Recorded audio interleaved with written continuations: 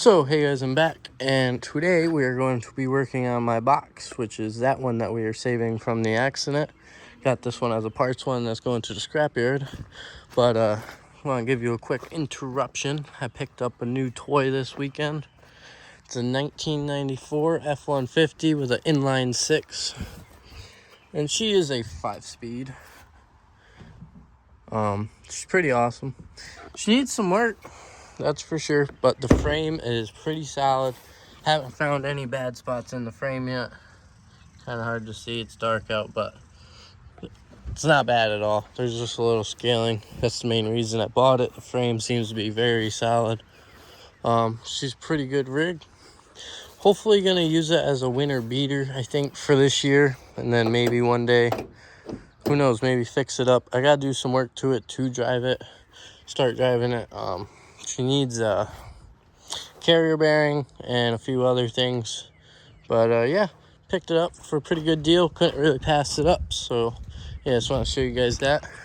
And what we got going on over here is we're cutting parts off this. Haven't decided if I'm going to do the rear quarter yet, because that one's pretty fucked up as well, excuse my language, but we got this cut out of it. Luckily on that one it was pretty good. Now I ain't doing a perfect job, my cuts aren't perfect, and yes, there's self tappers holding it together right now. I'm going to do self tappers and weld the spots like this. I'm gonna do all this welded. I'm leaving the self tappers, not worried about it whatsoever. I might run some tack welds down through there, possibly fill that hole in, not sure yet. I'm not looking for perfect, I'm looking for not mangled up. This is gonna get the job done.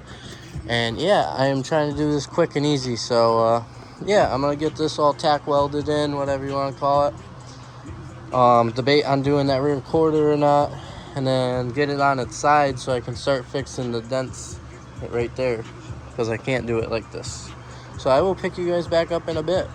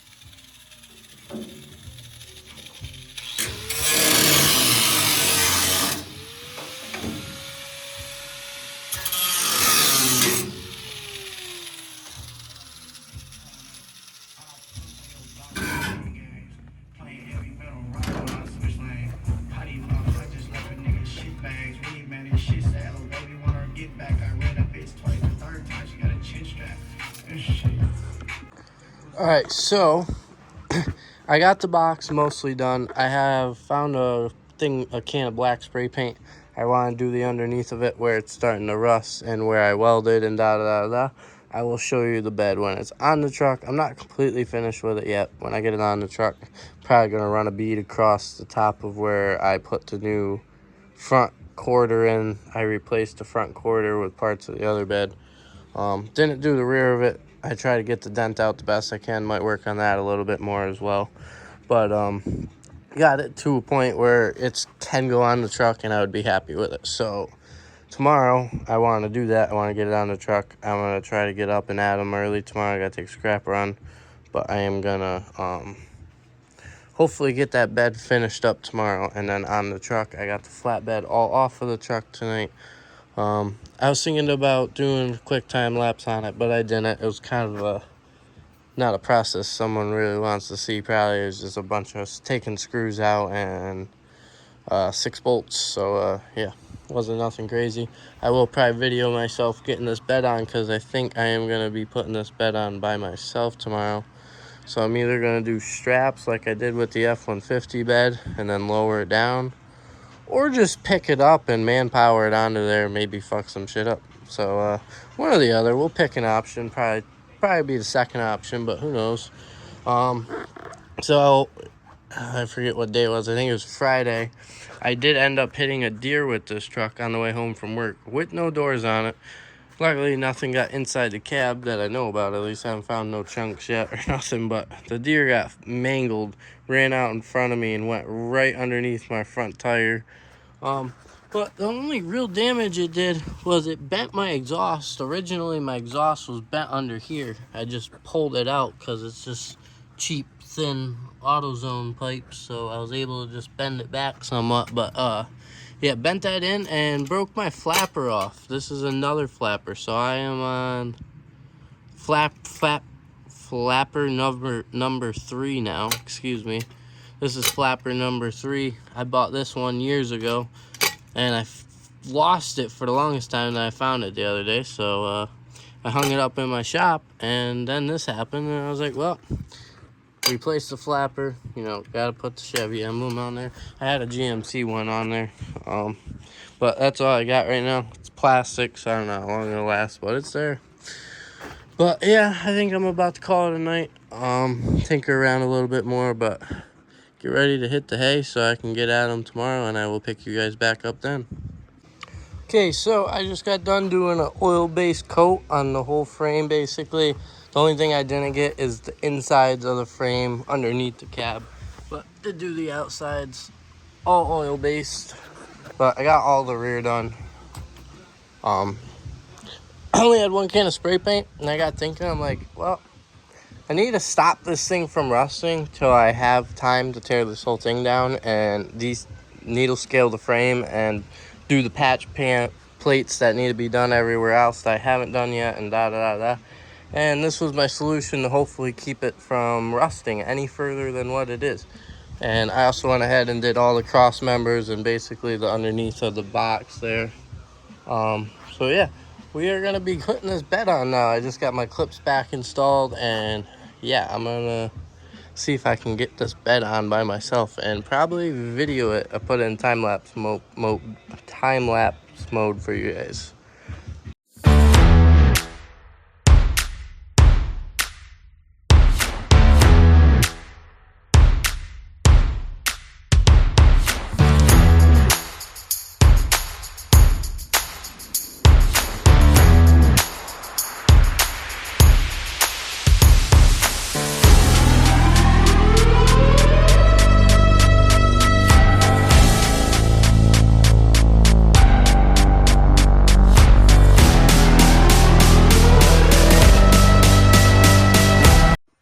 Okay, so we got the box all on the truck. Dog took a leak on the tire, I guess. But box is all on the truck. Got toolbox on, antennas back on, spare tires back there. Got this tailgate that I forgot I had off a truck I bought off a buddy's buddy.